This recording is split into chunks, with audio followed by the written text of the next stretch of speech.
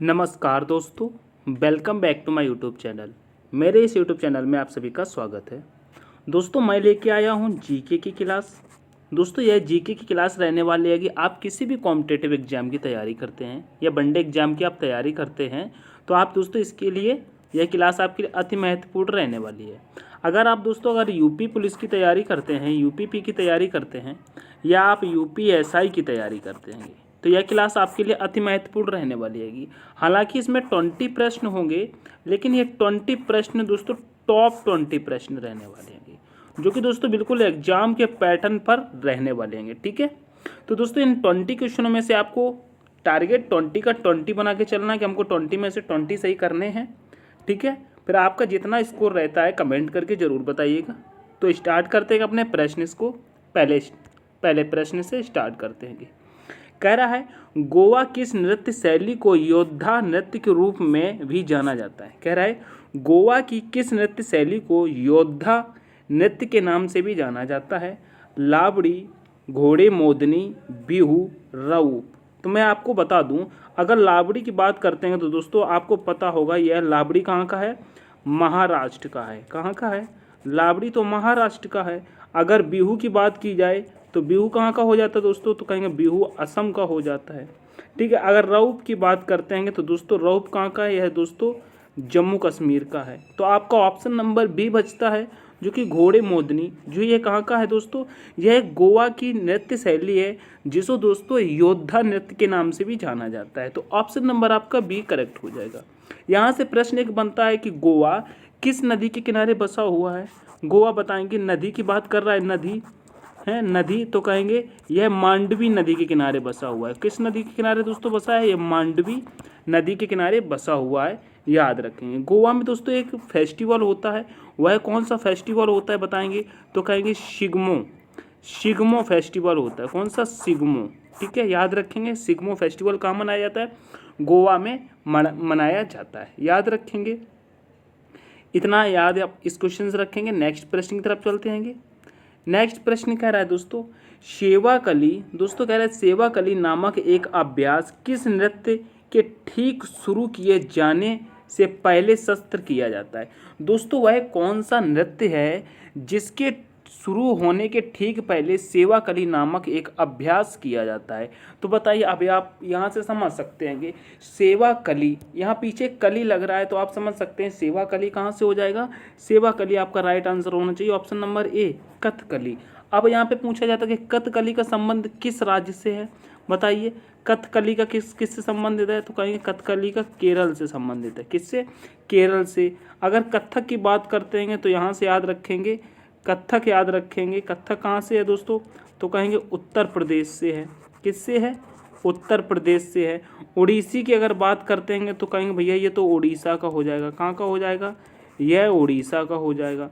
ठीक है, अगर कुचिपुड़ी की बात करते हैं तो यहाँ को भी, इसको भी याद रखना है। कुचिपुड़ी कहाँ का हो जाएगा दोस्तों, यह कब बताएंगे, यह आंध्र प्रदेश का हो जाएगा। किसका हो जाएगा, आंध्र प्रदेश का कुचिपुड़ी हो जाएगा। तो आपके चारों ऑप्शन यहाँ से भी कंप्लीट हो जाते हैं कि हमारा लेकिन क्वेश्चन का आंसर ऑप्शन नंबर ए होगा। याद रखेंगे इतनी बातों को। आगे बढ़ते हैं नेक्स्ट प्रश्न की तरफ।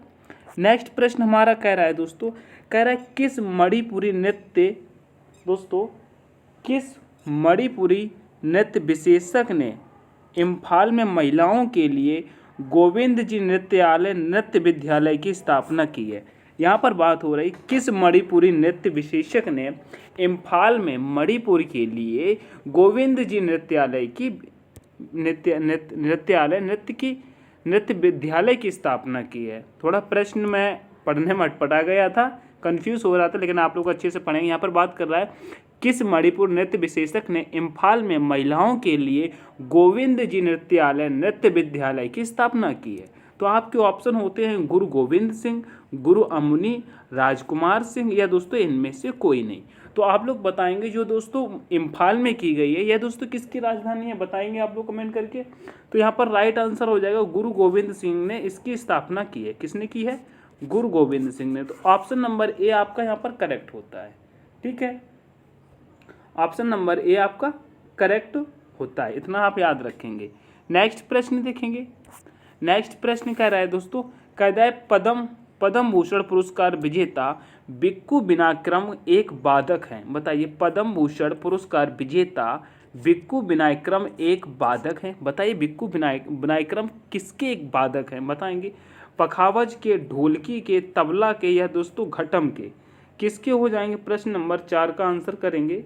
बताइए, प्रश्न नंबर 4 का सभी लोग आंसर करेंगे, बताने की कोशिश करेंगे। तो कहेंगे जो बिक्कू विनायक्रम हैं यह किसके हो जाएंगे, तो कहेंगे यह घट्टम के हैं। किसके हैं, घट्टम के। ऑप्शन नंबर डी करेक्ट होगा। क्या होगा, ऑप्शन नंबर डी करेक्ट होगा। नेक्स्ट प्रश्न देखेंगे। नेक्स्ट प्रश्न कह रहा है, निम्न में से किस राज्य में सांडों को काबू करने के लिए प्रसिद्ध उत्सव जल्लीकट्टू मनाया जाता है। दोस्तों यहाँ पर मेन चीज़ पूछा गया है कि जल्लीकट्टू जो उत्सव मनाया जाता है वह किस राज्य में मनाया जाता है। लेकिन जल्लीकट्टू का जो संबंध होता है वह दोस्तों सांडों से होता है, यानी कि जो सांड होते हैं ना उनको काबू किया जाता है। तो यही आपसे पूछा गया है। आपके ऑप्शन है कर्नाटक में, केरल में, अरुणाचल प्रदेश में, तमिलनाडु में। बताने की कोशिश करेंगे। बताइए कहाँ मनाया जाता है, तो कहेंगे जो पोंगल उत्सव होता है दोस्तों उसी के दौरान यह दोस्तों तमिलनाडु में मनाया जाता है। कहाँ, तमिलनाडु में मनाया जाता है। ऑप्शन नंबर आपका डी करेक्ट हो जाएगा। ठीक है। अब ये कहा जाता है कब मनाया जाता है, तो बताते हैं कि ये 14 से 15 जनवरी के बीच में मनाया जाता है। ठीक है, 14 से 15 जनवरी के बीच में मनाया जाता है, जब यानी कि मकर संक्रांति होती है। ठीक है, याद रखेंगे। नेक्स्ट प्रश्न देखेंगे। अगर यहाँ पर पूछा जाता है दोस्तों, यहाँ पे यह आया है क्या, जल्लीकट्टू। ठीक है, जल्लीकट्टू आया है। यह दोस्तों यहाँ पर जल्लीकट्टू में एक और मनाया जाता है। क्या मनाया जाता है, पोंगल उत्सव मनाया जाता है। मैंने आपको यही बताने वाला था। जो 14 से 15 जनवरी मनाया जाता है दोस्तों वह पोंगल उत्सव मनाया जाता है। क्या मनाया जाता है, पोंगल उत्सव मनाया जाता है। कहाँ पर, तमिलनाडु में। लेकिन पोंगल उत्सव दोस्तों 4 प्रकार से मनाया जाता है। कैसे दोस्तों, भोगी पोंगल होता है, सूर्य पोंगल होता है, मट्टू पोंगल होता है और दोस्तों कामुक पोंगल होता है। ये आपको याद रखना है चारों। ठीक है, आगे बढ़ेंगे। नेक्स्ट प्रश्न कह रहा है, निम्न में से कौन ऑस्कर पुरस्कार पाने वाले पहले भारतीय हैं। बताइए, पहले भारतीय हैं दोस्तों ऑस्कर पुरस्कार पाने वाले। यहाँ पर पहले भारतीय की बात की गई है। प्रश्न नंबर 6 आप बताएंगे। बताइए, प्रश्न नंबर 6 का क्या हो जाएगा, पहले भारतीय दोस्तों ऑस्कर पुरस्कार पाने वाले। आपके ऑप्शन है भानु अथैया, सत्यजीत राय, AR रहमान या इनमें से कोई नहीं। तो दोस्तों आपका यहाँ पर राइट आंसर हो जाना चाहिए दोस्तों, जिनको मिला था दोस्तों ऑस्कर अवार्ड मिला था इनको 1983 में मिला था। और यह दोस्तों भानु अथैया आपका करेक्ट आंसर हो जाएगा। क्या हो जाएगा, भानु अथैया आपका करेक्ट आंसर हो जाएगा। कब मिला था दोस्तों, 1983 में मिला था। ठीक है, याद रखेंगे 1983 में मिला था, यह बात याद रखेंगे। अगर यहाँ पर बात की जाती है AR रहमान को कब मिला है, तो आप याद रखेंगे इनको 2009 में मिला है। कब मिला है, 2009 में मिला है। ठीक है, यह बात आपको याद रखना है। ठीक है, नेक्स्ट देखेंगे। नेक्स्ट लेकिन आप एक और पूछा, जो भानु अथैया है दोस्तों आप याद रखना यह कौन है, तो ये बताएंगे यह एक महिला है। क्या है दोस्तों, महिला हैं। यहाँ पर कई स्टूडेंट कन्फ्यूजन हो जाते हैं कि भानु अथैया को पुरुष बता देते हैं। ठीक है, तो यहाँ पर भानु अथैया को मिला था, ये महिला है। अगर पूछा जाता है वो ऑस्कर पुरस्कार पाने वाले प्रथम पुरुष कौन थे दोस्तों, अगर पुरुष में पूछा जाता है तो पुरुष में आप लोग बताएंगे दोस्तों कौन, सत्यजीत राय। ठीक है, कौन, सत्यजीत राय। पुरुष में इनको बताएंगे, किससे, सत्यजीत राय को बताएंगे पुरुष में। मैंने यहाँ पर लिख दिया है, आप अच्छे से समझिएंगे। ठीक है, सत्यजीत राय को पुरुष में मिला था। और दोस्तों अब महिला और प्रथम यह भानु अथैया को मिला था 1983 में, याद रखेंगे। ठीक है, नेक्स्ट प्रश्न देखेंगे। नेक्स्ट प्रश्न कह रहा है दोस्तों, फुटबॉल के गोल पोस्टों के बीच की दूरी कितनी होती है। बताएंगे, फुटबॉल के दोस्तों गोल पोस्टों के बीच की दूरी कितनी होती है, बताने की कोशिश करेंगे। आपने देखा होगा जब फुटबॉल खेलते हैं तो दोस्तों एक इस प्रकार से मैट सी बंधी रहती है। क्या होती है, मैट सी बंधी रहती है। ठीक है, ऐसे बंधी रहती है ना मैट ऐसे मैट बंधी रहती है, जिसमें दोस्तों फुटबॉल यहाँ से ऐसे करके मारी जाती है यहाँ पर। ठीक है, तो यही आपसे पूछा गया। तो जो ये पॉइंट और ये पॉइंट है ना, इसके बीच की दूरी पूछी जा रही है, यह दूरी कितनी होती है। बताने की कोशिश करेंगे 8.34 मीटर, 7.10 मीटर या दोस्तों 7.32 मीटर या 6.32 मीटर कितनी होती है। तो दोस्तों जो यह दूरी होती है, मैं आपको जो बताने की कोशिश कर रहा हूँ कि आप समझ रहे होंगे, तो कहेंगे यह भैया 7.32 मीटर होती है। कितनी होती है? 7.32 मीटर होती है। यह आपको याद रखना है, आपको याद रखना है, ठीक है। अगर यहाँ पर फुटबॉल की टाइम की पूछ लिया जाए तो इसका मैच कितने टाइम का होता है, तो बताएंगे यह 90 मिनट का होता है। इतनी बात यहाँ पे याद रखेंगे, 90 मिनट का होता है, जिसमें ब्रेक 45 मिनट बाद होता है, ठीक है। 45 मिनट बाद होता है, 15 मिनट का ब्रेक होता है, उसके बाद फिर 45 मिनट का गेम होता है, ठीक है। 45 मिनट पहले, बीच में 15 मिनट का गेम, फिर 45 मिनट का गेम, ठीक है। ऐसे करके यह फुटबॉल का गेम स्टार्ट होता है। याद रखेंगे इस चीज़ को। आगे बढ़ेंगे। नेक्स्ट प्रश्न कह रहा है बैडमिंटन, दोस्तों कह रहा है बैडमिंटन नेट की ऊंचाई कितनी होती है, बताएंगे। उसी प्रकार से है दोस्तों, बैडमिंटन जो नेट होती है, उसी प्रकार से जो बैडमिंटन के नेट बंधी होती है दोस्तों, ऐसे करके आपने देखा होगा बैडमिंटन जहाँ खेलते हैं नेट होती है, उसकी ऊंचाई की बात कर रहा है। ये ऊंचाई की बात कर रहा है, तो कितनी होती है बताएंगे। 6 फुट, 5.1 फुट, 6.5 फुट या दोस्तों 5.5 फुट कितनी होती है बताने की कोशिश करेंगे, तो कहेंगे भैया यह 5.1 फुट होती है, ठीक है। तो ऑप्शन नंबर बी आपका यहाँ पर करेक्ट होता है, ठीक। आपका यहाँ पर ऑप्शन नंबर बी करेक्ट होता है। नेक्स्ट प्रश्न देखेंगे। नेक्स्ट प्रश्न कह रहा है संसद की कार्यवाही सूची में प्रथम विषय होता है, बताइए। संसद की जो कार्यवाही होती है उसमें प्रथम विषय क्या होता है? शून्यकाल होता है, प्रश्नकाल होता है या दोस्तों ध्यानाकर्षण प्रस्ताव होता है या दोस्तों स्थगन प्रस्ताव होता है। दोस्तों मैं एक बात कहना चाहूँगा, जितने भी प्रश्न आप पढ़ रहे हैं बड़े अच्छे से पढ़ें, मन से पढ़ें, नोट्स बनाएं या स्क्रीनशॉट लें। इनको 2-3 बार रिवीजन करेंगे तो आपके दिमाग में ये प्रश्न छप जाएंगे और आप कभी नहीं भूलेंगे। मैं इसलिए थोड़े प्रश्न लेके आता हूँ जो कि मैं जितना पढ़ा हूँ उतना आपको समझ में आ जाए और आपके माइंड में छप जाए। ज़्यादा क्वेश्चन कराने का कोई मोटिव नहीं है कि मैं आपको ज़्यादा पढ़ा दूँ फिर आपको वो समझ में ही ना आए, ठीक है। कम पढ़िए, अच्छे से पढ़िए। तो दोस्तों यहाँ पर देख लेते हैं, प्रश्न नंबर 9 का कह रहा है संसद की कार्यवाही सूची में प्रथम विषय क्या होता है, तो कहेंगे यहाँ पर प्रश्न नंबर 9 का कहेंगे यह प्रश्नकाल होता है। क्या होता है? प्रश्नकाल होता है। ऑप्शन नंबर बी आप यहाँ पर करेक्ट रखेंगे। नेक्स्ट प्रश्न की तरफ चलेंगे।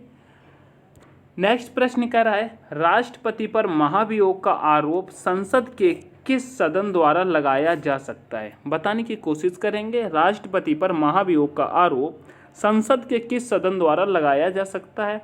उच्च सदन, निम्न सदन, संसद के किसी भी सदन द्वारा या दोस्तों इनमें से कोई नहीं। तो दोस्तों जो राष्ट्रपति पर महाभियोग लगता है मेरे प्यारे साथियों, यह संसद के किसी भी सदन द्वारा लगाया जा सकता है, ठीक है। तो ऑप्शन नंबर सी हमारा करेक्ट हो जाएगा। क्या होगा? ऑप्शन नंबर सी हमारा करेक्ट हो जाएगा। नेक्स्ट प्रश्न देखेंगे। नेक्स्ट प्रश्न कह रहा है किसी भौगोलिक क्षेत्र को अनुसूचित, दोस्तों यहाँ पर अनुचित लिख गया है लेकिन यहाँ पर अनुसूचित कर लेना, यहाँ पर ये गलत है।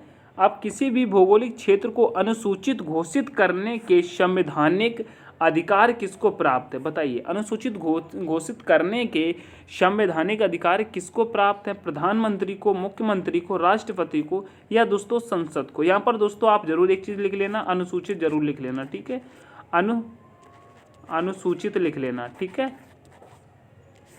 अनुसूचित घोषित करने के संवैधानिक अधिकार किसको प्राप्त है? प्रश्न नंबर 11 का बताएंगे तो कहेंगे यह प्रेसिडेंट को प्राप्त होता है। किससे? राष्ट्रपति को प्राप्त होता है। ऑप्शन नंबर सी आपका यहाँ पर करेक्ट होगा, ठीक है। नेक्स्ट प्रश्न देखेंगे। वर्तमान में बताने की कोशिश करेंगे कमेंट में कि वर्तमान में राष्ट्रपति कौन है, प्रधानमंत्री कौन है, मुख्यमंत्री कौन है, ठीक है, आप बताएंगे। और लोकसभा अध्यक्ष बताएंगे, अभी जो कि उन्होंने शपथ ली है लोकसभा अध्यक्ष ने, बताएंगे किसने शपथ ली है। नेक्स्ट प्रश्न देखेंगे। कह रहा है भारत के राष्ट्रपति अपनी शक्तियों का प्रयोग किसके द्वारा करते हैं, बताइए। भारत में जो राष्ट्रपति होता है वह अपनी शक्तियां यानी कि पावर का प्रयोग किसके अंतर्गत करते हैं, किसके द्वारा करते हैं, बताएंगे। न्यायाधीशों द्वारा, उच्च न्यायालय के द्वारा, न्याय अधीनस्थ अधिकारियों द्वारा या दोस्तों इनमें से कोई नहीं, बताने की कोशिश करेंगे। प्रश्न नंबर 12 का तो कहेंगे भारत के जो राष्ट्रपति होता है वो अधीनस्थ अधिकारियों द्वारा अपनी शक्तियों का प्रयोग करता है। ठीक है, ऑप्शन नंबर सी आपका यहाँ पर करेक्ट होगा। नेक्स्ट प्रश्न की तरफ आगे बढ़ेंगे। नेक्स्ट प्रश्न कह रहा है राजकोषीय नीति से क्या तात्पर्य है, बताइए। राजकोषीय नीति से क्या तात्पर्य है? कृषि उर्वरक नीति, ग्रामीण ऋण नीति, ब्याज नीति या दोस्तों सरकार की राजस्व और व्यय नीति। बताइए क्या होता है। प्रश्न नंबर 13 का करेंगे तो कहेंगे जो राजकोषीय नीति से पूछा गया है उसका तात्पर्य होता है सरकार की राजस्व और व्यय नीति। ठीक है, क्या व्यय नीति? ऑप्शन नंबर डी आपका यहाँ पर करेक्ट होता है। नेक्स्ट प्रश्न की तरफ बढ़ेंगे।